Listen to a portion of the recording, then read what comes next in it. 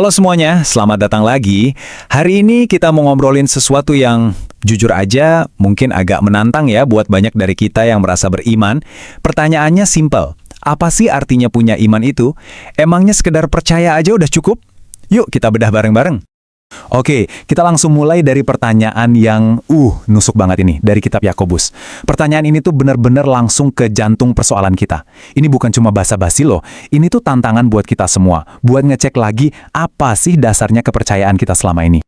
Nah, ini dia pertanyaannya buat Anda. Coba pikirin deh, apa semua orang yang ngaku percaya sama Tuhan, atau bahkan yang tulus percaya Tuhan itu ada, udah pasti dijamin selamat?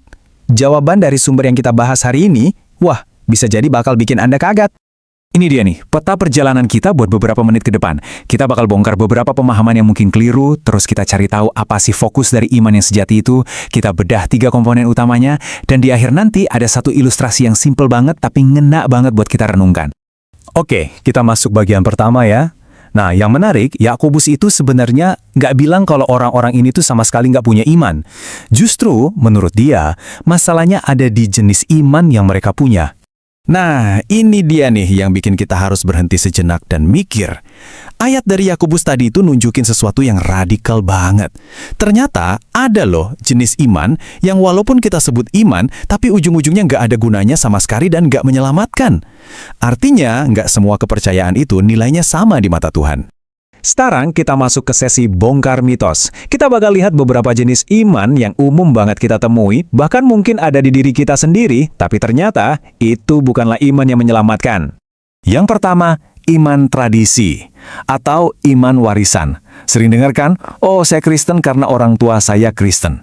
Ini identitas yang kita dapat dari keluarga. Tapi, iman yang menyelamatkan itu adalah sebuah keputusan pribadi yang kita ambil dengan sadar, bukan sesuatu yang bisa diwariskan kayak sertifikat rumah. Selanjutnya, iman intelektual. Wah, ini bisa jadi jebakan loh. Orang bisa aja tahu semua tentang teologi, jago menjelasin isi Alkitab, bahkan mungkin lulusan sekolah teologi. Tapi, tahu fakta tentang Kristus itu beda banget sama benar-benar percaya dan berserah kepada Kristus secara pribadi. Dan poin tadi itu, ditegaskan keras banget sama ayat ini. Yakobus bilang, setan-setan aja percaya kok kalau Tuhan itu ada. Mereka punya pengetahuan teologi yang benar, tapi jelaskan, iman mereka nggak menyelamatkan.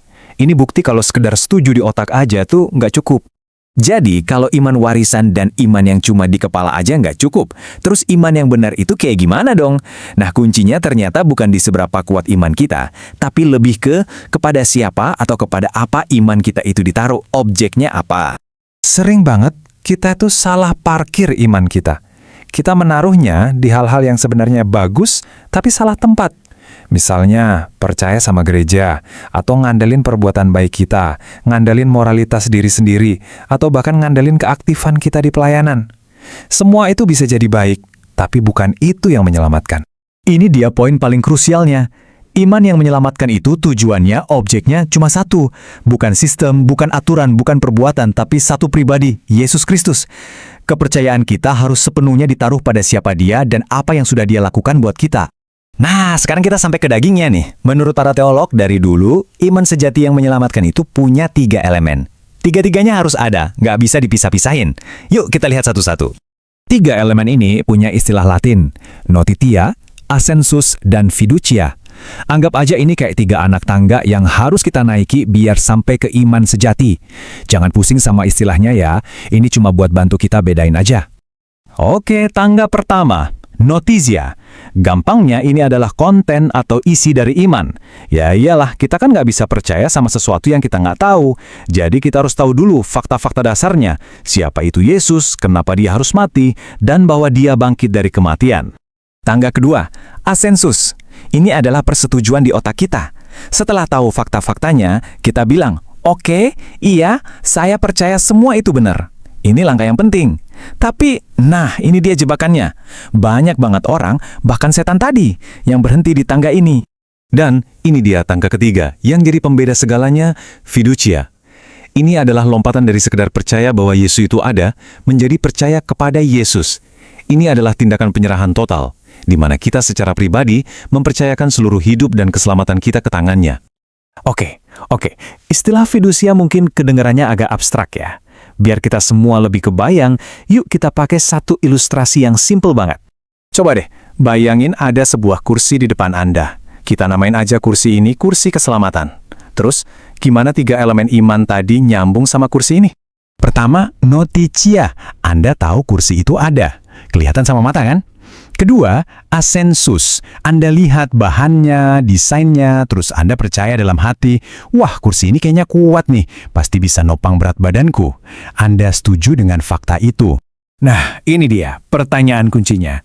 Walaupun Anda tahu kursinya ada, dan Anda percaya kursinya kuat, apakah Anda sudah benar-benar memindahkan seluruh berat badan Anda dan duduk di atasnya?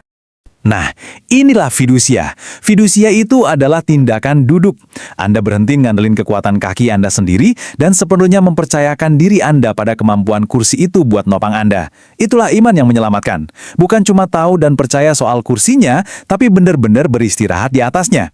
Jadi, setelah kita lihat semua ini, sekarang waktunya kita bawa semua obrolan ini jadi lebih personal. Yuk kita pakai lagi ilustrasi kursi tadi buat ngaca sedikit. Coba deh tanyakan ke diri sendiri, jujur. Anda ada di posisi mana sekarang? Apakah Anda cuma tahu fakta-fakta tentang Kristus di kursi itu? Itu nomor 1. Atau Anda percaya fakta-fakta itu benar? Itu nomor 2. Atau, apakah Anda sudah benar-benar duduk, menyerahkan seluruh hidup dan keselamatan Anda kepadanya? Itu nomor 3. Kita tutup dengan ini. Iman yang mati itu cuma ngeliatin kursi, mungkin sambil bilang, kursinya bagus ya. Tapi iman yang hidup, iman yang menyelamatkan adalah iman yang sedang beristirahat sepenuhnya di kursi itu. Jadi pertanyaannya sekarang buat kita semua, di mana posisi Anda?